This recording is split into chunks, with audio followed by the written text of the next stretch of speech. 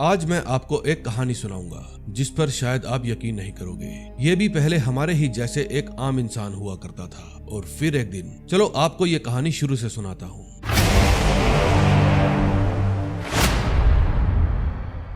ये है हाकान। ये एक चंचल स्वभाव का थोड़ा इमोशनल टाइप का लड़का है। इसके अब्बा और इसके दोस्त मेमो के अलावा इसका इस दुनिया में कोई नहीं है। मोहल्ले में भी सब लोग इसको प्यार करते हैं। इन दोनों का सपना मार्केट के बीच एक शॉप ओपन करने का है जिसमें हर तरह का एंटिक सामान मिलता हो, लेकिन इस काम के लिए इनको चाहिए थे पैसे। इनका सपना उस दुकान से पैसे कमाकर ऐसी ही बड़ी बड़ी बिल्डिंग खरीदने का है। फिर ये अपने अब्बू की शॉप पर जाने लगता है जो कि एक पुराने बाजार में पड़ती है। वहाँ कभी कभी ही कोई कस्टमर पहुँच पाता है। इसके अब्बू के पुराने और एंटिक सामान की शॉप थी। तभी उनकी शॉप के बाहर बैठी एक ज्योतिष बताती है कि तुम कोई दुकान करने के लिए नहीं बल्कि बहुत बड़ा काम करने के लिए पैदा हुए हो। लेकिन हाकान ये बात मजाक में डाल देता है। फिर वो अपने अब्बू के पास जाता है और कहता है कि मैंने नई दुकान के लिए बहुत ही शानदार जगह देखी है, बस कुछ महीने के किराए का इंतजाम हो जाए तो मैं धंधा बहुत ही मस्त जमा लूंगा। फिर उसके अब्बू हर बार की तरह इस बार भी मना कर देते हैं क्योंकि अब्बू हाकान और मेमो को निकम्मा समझते थे। वो कहते हैं ये बाजार 600 साल पुराना है, मैं इसे छोड़कर कहीं नहीं जाऊंगा। फिर जब वो अपने क्लाइंट के सामान की डिलीवरी देने जाता है तो वहाँ एक चोर को पकड़ता है और उसे चोरी ना करने के लिए समझाता है। तभी वहाँ एक आदमी आता है जो बच्चों से चोरी करवाया करता था। वो कहता है, सुन बे, आइंदा मेरे काम में टांग अड़ाई तो तेरी खैर नहीं, चल फूट ले यहाँ से। अगले सीन में हम द फैजल नाम की एक कंपनी को देखते हैं। तभी वहाँ उस बिल्डिंग के मालिक मिस्टर फैजल आते हैं। फिर उनकी असिस्टेंट लैला उनको बताती है कि आज आपकी प्रेस कॉन्फ्रेंस है। फिर मिस्टर फैजल प्रेस कॉन्फ्रेंस में जाते हैं और बताते हैं कि आज से 1500 साल पुरानी बिल्डिंग का टेंडर मुझे ही मिलने वाला है। तभी वहाँ उनका कॉम्पिटिटर आता है और कहता है ये तुम्हारा ख्वाब है क्योंकि टेंडर तो मुझे ही मिलेगा। फिर फैजल अपने बॉडीगार्ड मजहर को इशारा करता है और वहाँ से चला जाता है। दूसरी तरफ हाकान उसी बिल्डिंग के अंदर एक फॉरेनर को कालीन डिलीवर करने जाता है। वापिस आते समय वो एक लंबी लाइन देखता है। फिर पूछने पर उसको पता चलता है कि ये सब नौकरी के इंटरव्यू के लिए आए हैं। फिर वो भी फॉर्म भर के इंटरव्यू देने पहुंच जाता है। उनका इंटरव्यू लैला ले रही थी। हाकान ने लिखा था कि मैं यहाँ जॉब करके पैसा कमाना चाहता हूँ और फिर एक एंटिक शॉप खोलना चाहता हूँ। लैला पूछती है ऐसा फॉर्म कौन फिल करता है। हाकान कहता है जो सच है मैंने वही लिखा है। फिर लैला उसको रिजेक्ट कर देती है। हाकान बताता है दरअसल मेरा एक दोस्त है, हम दोनों मिलकर एक एंटिक शॉप खोलना चाहते हैं। फिर वहाँ से ही हमें और तरक्की करनी है, बस इसीलिए मुझे ये जॉब चाहिए थी, चाहे पार्ट टाइम या नाइट ड्यूटी ही सही। लेकिन कोई डिग्री ना होने के कारण या फॉरेन लैंग्वेज ना आने के कारण लैला हाकान को मना कर देती है। तभी जब वो उस बिल्डिंग से नीचे उतर रहा था तो उसकी नजर वहाँ पर काम कर रहे एक वर्कर पर जाती है। फिर वो भांप लेता है यहाँ कोई हादसा होने वाला है। फिर वो जल्दी से वहाँ जाकर एक लड़की की जान बचाता है। सब लोग इसके काम पर तालियां बजाते हैं। इस बिल्डिंग के मालिक भी इसे ऐसा करते हुए देख लेते हैं। फिर जब शाम को वो अपने अब्बू के पास बैठा था तब वहाँ एक लेडी आती है। वो उनको एक टेक्सचर दिखाती है और कहती है मैं ऐसी ही एक कमीज ढूंढ रही हूँ। हाकान के अब्बू कहते हैं बदकिस्मती से ये हमारे पास नहीं है। हाकान कहता है बाबा ऐसी चीज शायद मैंने कहीं देखी है, लेकिन उसके अब्बू टाल देते हैं। वो औरत उस कमीज के लिए मुंह मांगी कीमत देने को तैयार थी। फिर वो अपना कार्ड देकर वहाँ से चली जाती है। हाकान कहता है बाबा ये कमीज मैंने अपनी ही दुकान में देखी थी, मैं अभी लेकर आता हूँ, लेकिन उसके अब्बू मना कर देते हैं। फिर वो मायूस होकर वहाँ से चला जाता है। उसके जाने के बाद उसके अब्बू किसी को फोन करते हैं और कहते हैं अब उसे सब कुछ बताने का वक्त आ गया है। फिर शाम को मेमो अपना सारा सामान लेकर वहाँ आ जाता है और कहता है मालिक ने घर से निकाल दिया। हाकान कहता है सुबह मैं किराया टेबल पर रख कर आया था। उसके अब्बू कहते हैं ये उन पैसों का जुआ खेल गया होगा। फिर हाकान मेमो को डांटता है और हाकान के अब्बू उन दोनों को डांटते हैं। हाकान गुस्सा होकर वहाँ से चला जाता है। फिर रात को मजहर अपने बॉस फैजल के कंप्यूटर को रास्ते से हटा देता है क्योंकि ये उसके बॉस का ऑर्डर था। दूसरी तरफ मेमो और हाकान एक बार में बैठे हुए थे। मेमो अपने नाराज दोस्त को मना रहा था। वो कहता है आज के बाद मैं कभी ऐसा नहीं करूंगा। फिर ड्रिंक के पैसे देते समय उसे अपनी पॉकेट में वही कार्ड मिलता है जो कमीज लेने आई औरत देकर गई थी। फिर वो मेमो को कहता है चल मेरे साथ, किस्मत बदलने चलते हैं। फिर वो चोरी छिपे अपनी ही शॉप में चोरी करने जाते हैं। हाकान उस कमीज को ढूंढ लेता है और कहता है ये रही किस्मत। फिर वो उस कमीज को लेकर एक मार्केट में जाते हैं और वहां जाकर सुजैन नाम की उस औरत से मिलते हैं। फिर सुजैन उस कमीज को चेक करती है और कहती है मैं इसके लिए तुम्हें 10 लाख रुपए दे सकती हूँ। तभी वहां पर हाकान के अब्बू आ जाते हैं और अपने बेटे को इस हरकत के लिए डांटने लगते हैं। वो औरत उनको मुंह मांगी कीमत ऑफर करती है, लेकिन तभी वहां एक गुंडा आता है और वहां पर अंधाधुंध फायरिंग शुरू कर देता है। उस औरत के साथ आया हुआ बॉडीगार्ड उस गुंडे को मार गिराता है। उस शूट आउट में कई लोग मारे जाते हैं। फिर हकान अपने अब्बू को लेकर वहां से भाग जाता है क्योंकि उनको एक गोली लगी थी। फिर उसके अब्बू उसे हॉस्पिटल ले जाने की बजाय अपने एक दोस्त की फार्मेसी पर ले चलने के लिए कहते हैं और कहते हैं मैं हमेशा सोचता रहा कि मेरे पास सच बताने के लिए काफी समय है, लेकिन आज मेरे पास समय ही नहीं बचा। दूसरी तरफ फैजल लैला को बुलाता है और अपनी बिल्डिंग की सीसीटीवी फुटेज दिखाकर उसको कहता है कि इस लड़के को काम पर रखो। लैला कहती है इसके पास कोई डिग्री नहीं है। फैजल कहता है वो तो मेरे पास भी नहीं है, मैं इस लड़के को सिक्योरिटी में नौकरी देना चाहता हूँ। फिर वो अपने बॉडीगार्ड मजहर के बारे में पूछता है कि वो कहाँ है। मजहर उस समय सुजैन से बात कर रहा था और कहता है तुम्हारा जिंदा बचना खुशखबरी नहीं है, बल्कि उस कमीज का मेरे हाथ में होना खुशखबरी होता। इतने में हकान अपने बाबा को लेकर उस फार्मेसी में पहुंच जाता है। उस फार्मेसी का मालिक एक कैमल नाम का बंदा था जो अपनी बेटी जैनब के साथ बैठा था। वो उसके अब्बू को लेकर अंदर चला जाता है और जैनब हकान को संभालती है। फिर जब हकान अंदर जाने लगता है तो उसे वहाँ कुछ भी नहीं मिलता। फिर वो जैनब के पास जाता है जो कि उस समय शॉप को क्लोज कर रही थी। हकान पूछता है मेरे बाबा को कहाँ ले गए। जैनब कहती है मैं तुम्हें सब कुछ समझाती हूँ। फिर हकान पुलिस को कॉल करने लगता है, लेकिन जैनब उसको 2 फटके मारकर बेहोश कर देती है। अगले सीन में हम देखते हैं कुछ लोगों ने मेमो को बांध रखा था और वो उसे टॉर्चर कर रहे थे। वे लोग करप्ट पुलिस वाले थे। मेमो बताता है मैं उन लोगों के बारे में कुछ नहीं जानता, मैं तो बस आराम से अपनी टेबल पर बैठा हुआ था। तभी अचानक वहाँ पर गोलियां चलने लगी और मैं वहाँ से भाग गया, लेकिन उन आदमियों को उसकी बात पर भरोसा नहीं था, इसलिए वे उसे टॉर्चर करते हैं। दूसरी तरफ जैनब हकान को होश में लाती है और कहती है चलो तुम्हारे बाबा से मिलाकर लाती हूँ। फिर वो उसे अंदर बने एक बाथरूम में ले जाती है और दीवार पर तस्वीर के पीछे बने एक बटन को दबाती है। बटन दबाते ही वो दीवार घूम जाती है और वो एक बड़ी सी जगह में पहुंच जाते हैं। जैनब कहती है वो रहे तुम्हारे बाबा। फिर हकान अपने बाबा के पास जाता है। डॉक्टर साहब बताते हैं कि इनके पास समय बहुत कम बचा है। हकान कहता है तो इनको हॉस्पिटल क्यों नहीं लेकर जाते। हकान के अब्बू कहते हैं बेटा तुम इनके साथ महफूज रहोगे, तुम्हारे कई सवाल होंगे, ये तुम्हें हर सवाल का जवाब देंगे। तुम बहुत ताकतवर हो और अपनी ताकत पर कभी शक मत करना, तुम्हारी ताकत ही तुम्हारी तकदीर है। ये कहकर उसके बाबा मर जाते हैं। अपने बाबा की मौत पर वो फूट फूट कर रोता है। अब कुछ घंटे बीत जाते हैं लेकिन उसका रोना बंद नहीं होता। दूसरी तरफ वो पुलिस वाले अभी भी मेमो को टॉर्चर कर रहे थे। पुलिस वाला पूछता है तेरे साथ कौन लोग थे। मेमो अब भी अपनी जबान नहीं खोलता।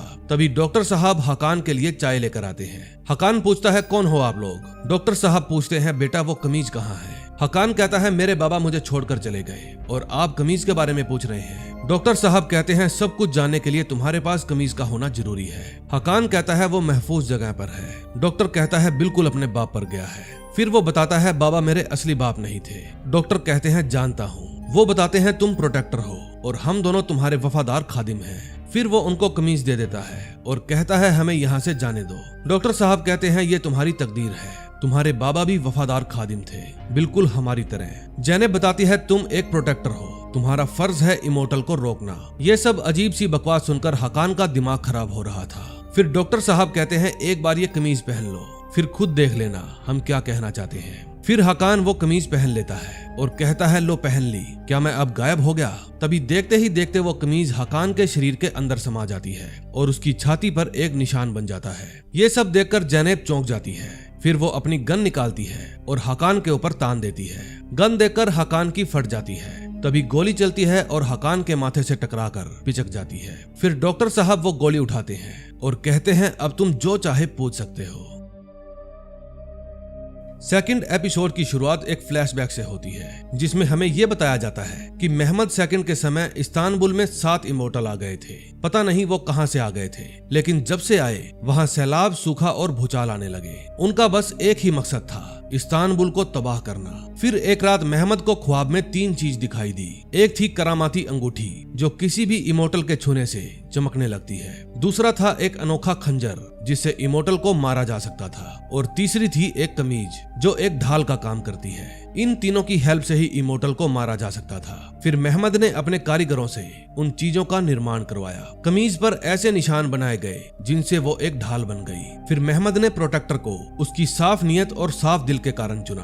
अब हकान ही लास्ट प्रोटेक्टर है। अब कहानी प्रेजेंट में आती है जब हकान को पता चलता है कि कमीज पहनने के बाद अब कोई भी उसका कुछ नहीं बिगाड़ सकता तो उसका जी घबराने लगता है। फिर जैनब वहां आती है और कहती है ये तो शुरुआत है, अभी आगे आगे देखना होता है क्या। फिर हकान कहता है मुझे अपने दोस्त का पता लगाने जाना है। डॉक्टर साहब कहते हैं तुम फिक्र मत करो, उसका पता हम लगा लेंगे। जरूर कोई इमोर्टल है जो तुम्हारी कमीज के पीछे पड़ा है, हम तुम्हारी जान को खतरे में नहीं डाल सकते।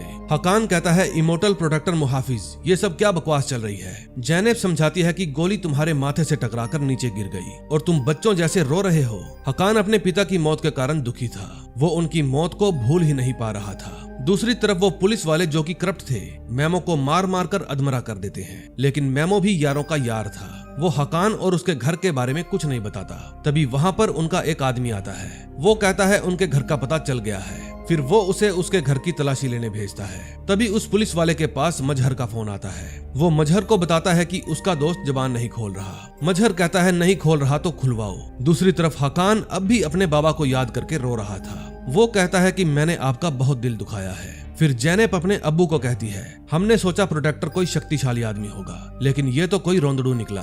डॉक्टर कहता है बाप मर गया है इसका, अगर इसकी जगह तुम होती तो। जैनब कहती है इससे मुझे कोई फर्क नहीं पड़ता, इमोर्टल को खत्म करना इसके बस की बात नहीं है, ये अनट्रेंड है। फिर डॉक्टर कहते हैं इसको ट्रेंड करो, इस्तांबुल की तकदीर इसके हाथों में है।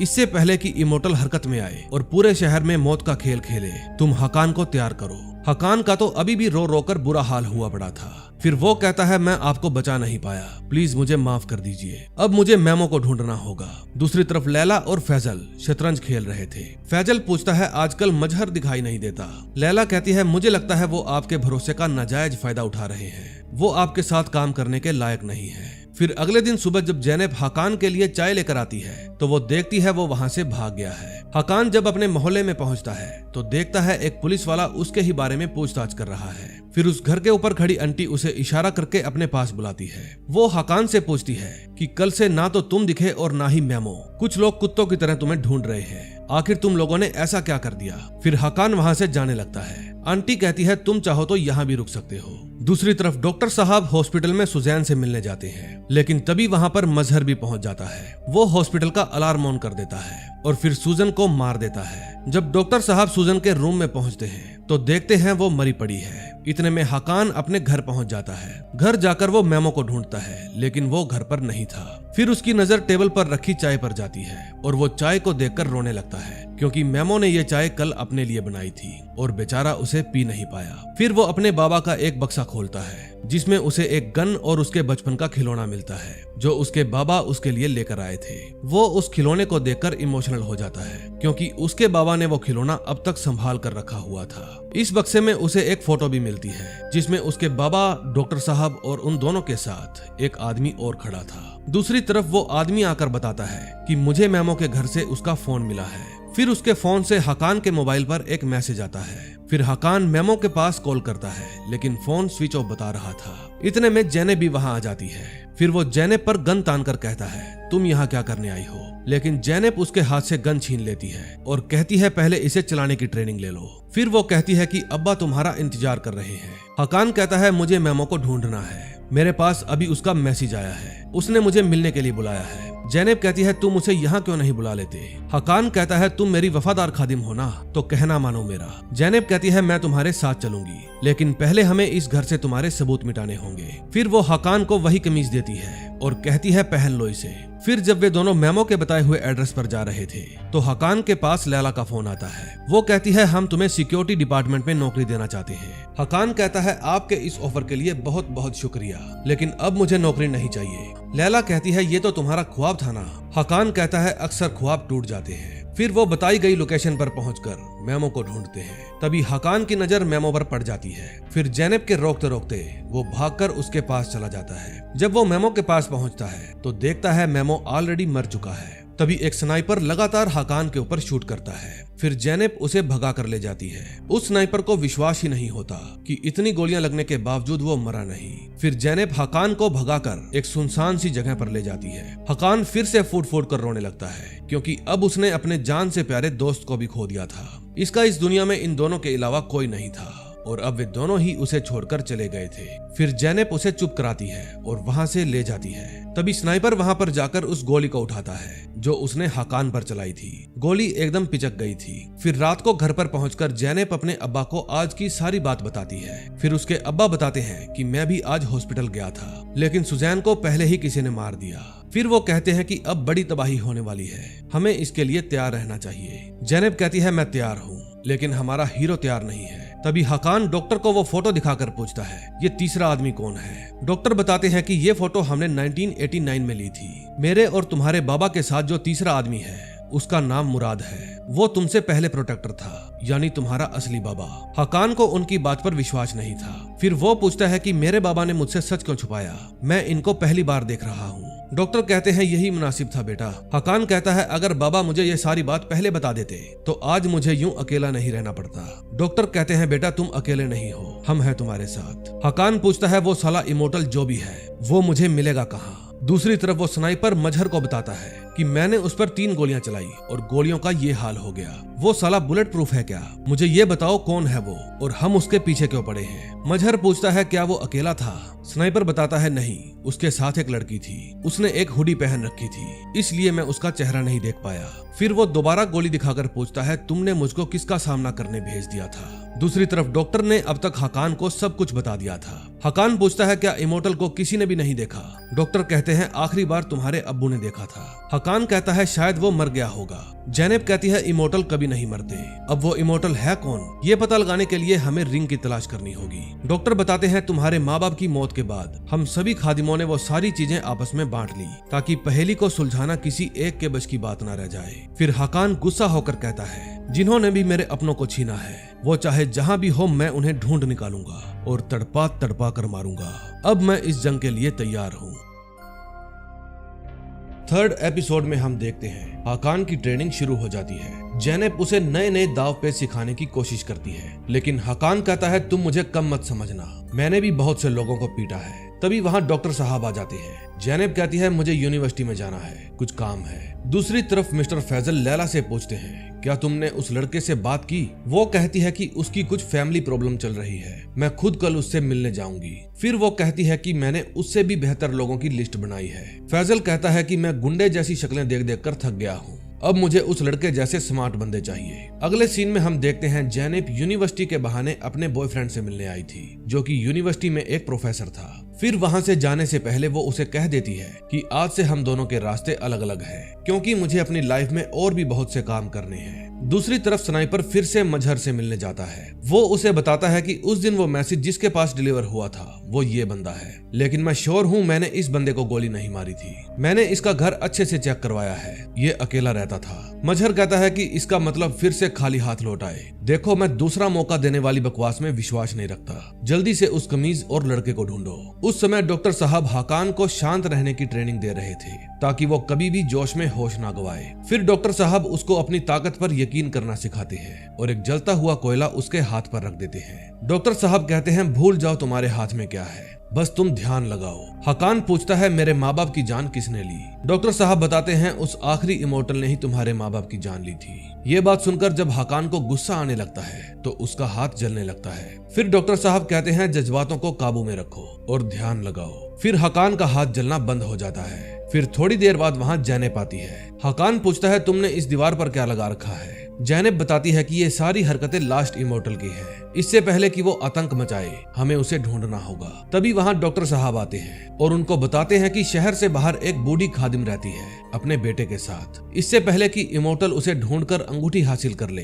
तुम लोग उसे ढूंढो। फिर जैनब वहाँ जाने से पहले अपने खिलौने निकालती है। इतनी सारी गन्स देखकर हकान चौंक जाता है। फिर वो सभी गन्स छेड़ने लगता है, लेकिन जैनब उसे कहती है ये गन्स मेरे लिए है क्योंकि तुम्हारे पास तुम्हारी कमीज है। दूसरी तरफ लैला हकान के घर का पता ढूंढ ढांड कर वहाँ पहुँच जाती है और घर का दरवाजा खटखटाती है। फिर पड़ोस वाली आंटी उससे पूछती है तुम्हें किससे मिलना है? लैला बताती है कि मैं हकान से मिलने आई हूँ। फिर उस आंटी की बेटी कहती है यहाँ कोई हकान नहीं रहता, तुम गलत पते पर आ गई हो। दूसरी तरफ डॉक्टर साहब हॉस्पिटल के सिक्योरिटी रूम में जाते हैं और गार्ड को कुछ पैसे देकर उस दिन की सीसीटीवी फुटेज निकालने को कहते हैं जिस दिन सुजैन मारी गई थी। तभी लैला जबरदस्ती उस आंटी के घर में घुस जाती है और कहती है कि मैं मिस्टर फैजल के लिए काम करती हूँ और वो आपके पड़ोसी हकान को नौकरी देना चाहते हैं। ये बात सुनकर आंटी इमोशनल हो जाती है और कहती है वो बहुत ही मेहनती बच्चा है, अभी तो मुझे नहीं पता वो कहाँ है, लेकिन जब भी यहाँ आया तो मैं तुम्हारा मैसेज दे दूंगी। अगले दिन मजहर मिस्टर फैजल के पास जाता है और कहता है कि मैंने सुना है आप नए लड़के को नौकरी दे रहे हैं। फिर मिस्टर फैजल कहते हैं तुम फिक्र मत करो, तुम्हारी जगह कोई नहीं ले पाएगा। फिर वो उसे बताते हैं कि तुम्हारी बदौलत मुझे वो कॉन्ट्रैक्ट मिल गया है, अब आया सोफिया हमारा हुआ। दूसरी तरफ हकान और जैनेब दोनों उस बूढ़ी खादिम के घर जा रहे थे जिसके पास जादुई रिंग थी। रास्ते में हकान जैनेब से सवाल पूछ पूछ कर उसका दिमाग खा रहा था। फिर उस बुढ़िया के घर के पास वे अपनी कार रोक देते हैं और उस घर के अंदर जाने लगते हैं। वो घर पूरी तरह से खंडर हो चुका था। हकान कहता है मुझे नहीं लगता इस घर में कोई होगा। फिर वे दोनों दरवाजा खोलकर अंदर चले जाते हैं। अंदर एक लड़का लेटा हुआ था जिसके पास एक गन थी। फिर जैनेब भी अपनी गन निकाल लेती है और धीरे धीरे उसके पास जाती है। फिर वो उसे गन पॉइंट पर लेकर पूछती है आयशे कहाँ है। तभी हकान उसकी गन छीन लेता है। वो लड़का कहता है मैं कैसे मान लूं, तुम मेरी माँ को मारोगे नहीं। फिर हकान उसे विश्वास दिलाता है कि हम तुम्हारी अम्मी को चोट नहीं पहुंचाएंगे, हमें बस उनसे एक सवाल पूछना है। फिर वो उन दोनों को अपनी अम्मी के पास ले जाने लगता है और कहता है वो तुम्हारे किसी सवाल का जवाब नहीं देगी, उसने अपनी माँ को कैद कर रखा था। फिर वो जैनब से गन मांगता है लेकिन वो उसे धमकाकर कहती है दरवाजा खोल। उस जगह पर बहुत ही बदबू आ रही थी क्योंकि वो औरत अपना हगना मूतना वहीं पर किया करती थी। वो लड़का बताता है कि 7 साल पहले कुछ लोग एक नगीने की तलाश में हमारे घर में घुस आए थे, तभी से अम्मी की ऐसी हालत हो गई है। फिर वो लड़का कहता है आप जो भी पूछना चाहते हो पूछ लो, मैं चाय लेने जा रहा हूँ। फिर दूसरे रूम में जाकर वो किसी को फोन करता है और कहता है कि मैंने उस रूम की रिकॉर्डिंग ऑन कर दी है, देखते हैं वो अंगूठी की बात करते हैं या फिर कोई और। उस लड़के ने उस रूम के अंदर हिडन कैमरे लगा रखे थे। तभी जैनेब उस औरत को बताती है कि मैं डॉक्टर की बेटी हूँ, वफादार खादिम की। हकान कहता है मैं मुराद का बेटा हूँ। फिर वो उस औरत को अपनी छाती पर बना निशान दिखाता है। उस निशान को देखते ही वो औरत अपने मुंह में से अंगूठी निकाल देती है लेकिन उस अंगूठी में नगीना नहीं था। फिर वो कहती है कि वो मेरा बेटा नहीं है, तुम लोग खतरे में हो। तभी वो लड़का गन लेकर वहां आ जाता है लेकिन जैनेब चुपके से उसको ही गन पॉइंट पर ले लेती है। फिर हकान उसे पकड़ लेता है और पूछता है कौन है तू। वो लड़का बताता है कि मेरे उस्ताद आ रहे हैं, तुम खुद ही उनसे पूछ लेना। तभी वो लेडी गन उठाती है और उस लड़के को शूट कर देती है। फिर वो कहती है कि जल्दी से यहाँ से भागो और जाते वक्त दूसरे रूम में से फोन और रिकॉर्डिंग डिवाइस बर्बाद करते जाना। फिर जैनेब लैपटॉप को तोड़ने लग जाती है। इतने में वहाँ गुंडों की कार आ जाती है। वो लेडी कहती है तुम लोग जल्दी से जाओ, मैं यहीं रहूंगी क्योंकि तुम्हारे लिए अपनी जान देना फक्र की बात होगी। फिर वो अंगूठी देकर कहती है इसका नगीना सिनान के पास है। हकान सुन हो जाता है। फिर जैनेब उसके कान पर एक थप्पड़ देती है और कहती है जल्दी से कूदो। इतने में उस घर के अंदर शूट आउट होने लगता है। फिर जैनेब भागते समय गुंडों की गाड़ी को पंचर कर देती है ताकि वो उनका पीछा ना कर पाए। रास्ते में जैनेब हकान से पूछती है तुम्हारा दिल तो नहीं घबरा रहा, उल्टी आए तो बता देना। वो पूछता है सिनान कौन है। जैनेब कहती है मैं खुद नहीं जानती। फिर वो वहाँ से लाया हुआ फोन मांगता है और लास्ट नंबर पर कॉल करने लगता है लेकिन जैनेब वो फोन छीनकर बाहर फेंक देती है और कहती है कि इससे वो हमारी लोकेशन का पता लगा सकते हैं। तभी हकान के फोन पर लैला का फोन आता है और वो कहती है कि मैं कब से तुम्हारा फोन ट्राई कर रही थी, प्लीज मेरे लिए परेशानी मत खड़ी करो, अगर तुम्हें मना करना ही है तो सीधा मेरे बॉस को मना करो। हकान कहता है फोन दो उसको। लैला कहती है फोन पर नहीं, यहाँ आकर बात करो। दूसरी तरफ डॉक्टर साहब उस सीसीटीवी फुटेज में से ये पता लगाने की कोशिश कर रहे थे कि सुजैन को आखिर मारा किसने था।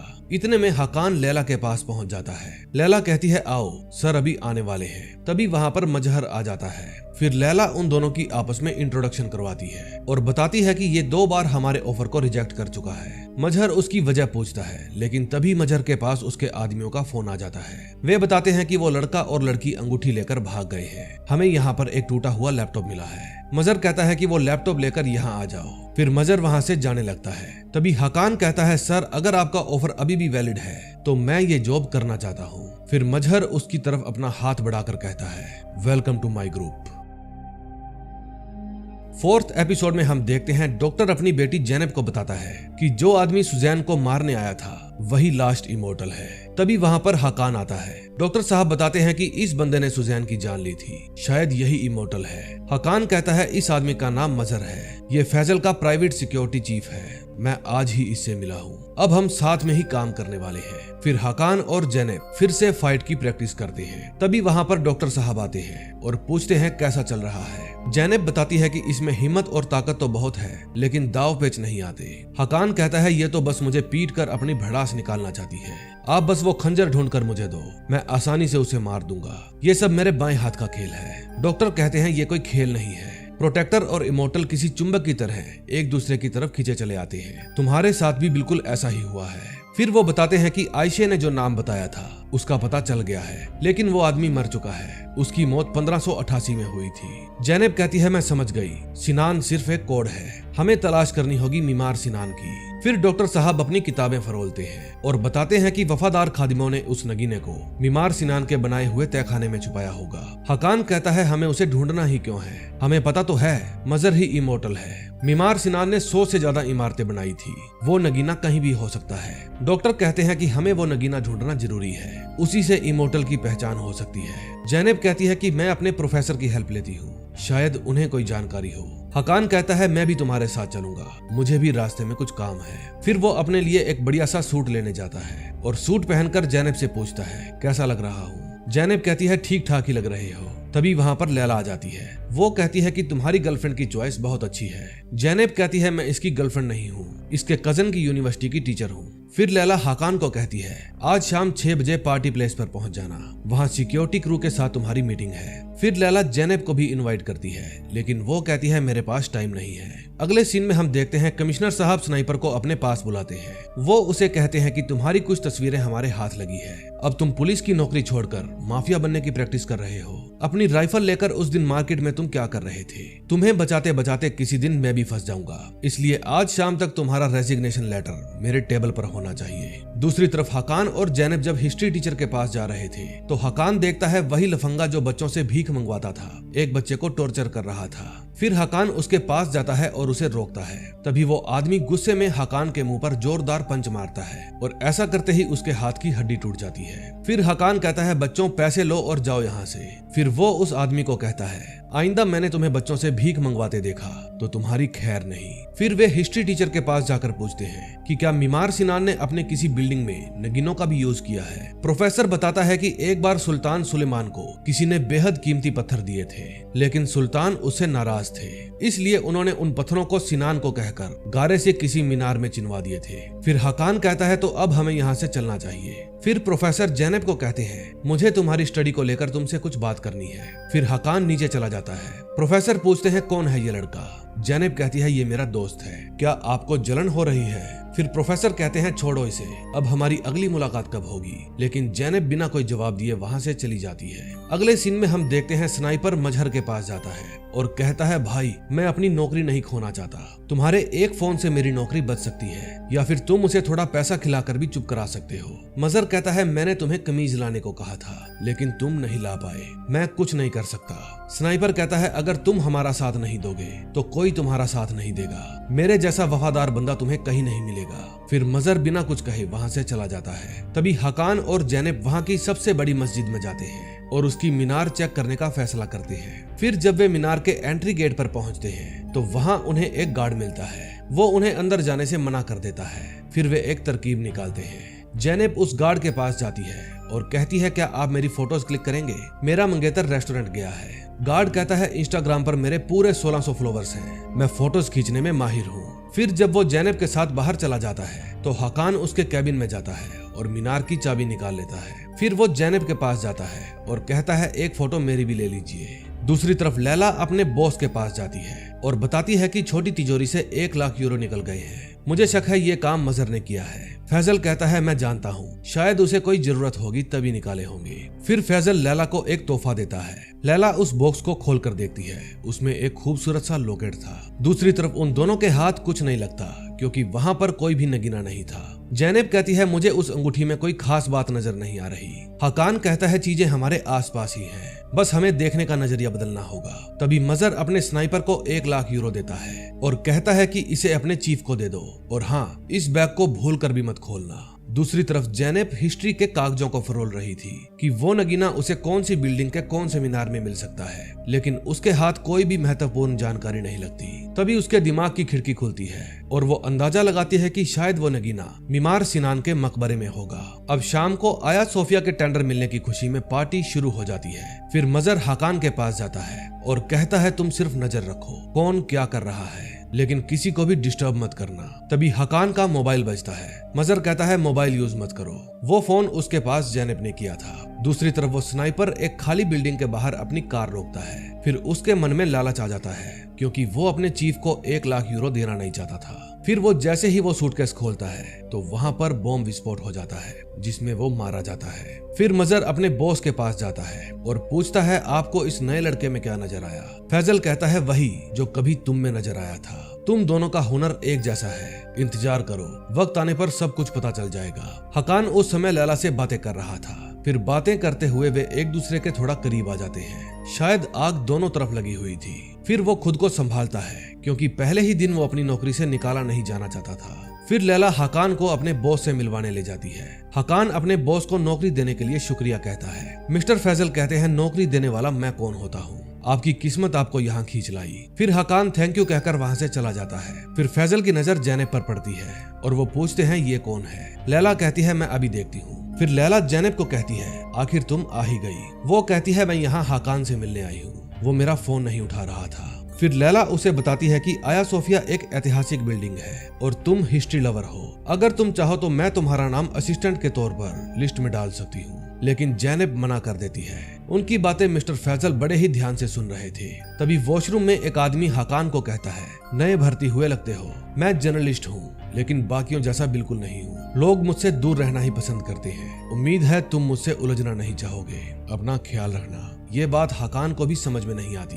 तभी उस पार्टी में एक सहमा हुआ सा लड़का आता है। फिर वो चाकू निकालकर मिस्टर फैजल के ऊपर हमला कर देता है, लेकिन हकान उसे पकड़ लेता है और बाहर ले जाने के लिए कहता है। वो लड़का चिल्लाता है कि ये मेरे बाप का कातिल है। फिर उस लड़के को पकड़कर पुलिस स्टेशन ले जाया जाता है। वहाँ भी वो चिल्लाता रहता है फैजल एक कातिल है। वो जर्नलिस्ट जो हकान को वॉशरूम में मिला था वो बड़े ध्यान से इस वाकया को देख रहा था। फिर कुछ पुलिस वाले हकान से भी पूछताछ करते हैं। तभी जैनब उसके पास आती है और बताती है कि नगीने का पता चल गया है, पापा का मैसेज आया है, वो हमारा फार्मेसी में इंतजार कर रहे हैं। तभी वहाँ पर लैला आ जाती है। वो हकान को ड्रिंक के लिए इनवाइट करती है। फिर हकान जैनब को कहता है तुम जाओ, मैं थोड़ी देर में आता हूँ। फिर जैनब अपनी फार्मेसी में जाती है और अपने अब्बा को आवाज देती है, लेकिन वो वहाँ पर नहीं थे, बल्कि उनका चश्मा नीचे गिरा पड़ा था। फिर वो तहखाने में जाती है और देखती है कि उसके अब्बू को किसी ने बांधा हुआ था। फिर वो अपनी गन निकाल लेती है, लेकिन तभी एक लड़का उसके ऊपर हमला कर देता है। अब एक तरफ तो जैनब अपने अब्बू की जान बचाने के लिए लड़ रही थी, तो दूसरी तरफ हकान लैला के साथ मौज मस्ती कर रहा था। दोनों ही तरफ मुकाबला बराबरी का चल रहा था। फिर वो लड़का जैनब को करंट लगाकर बेहोश कर देता है। अब नेक्स्ट वीडियो में हम देखेंगे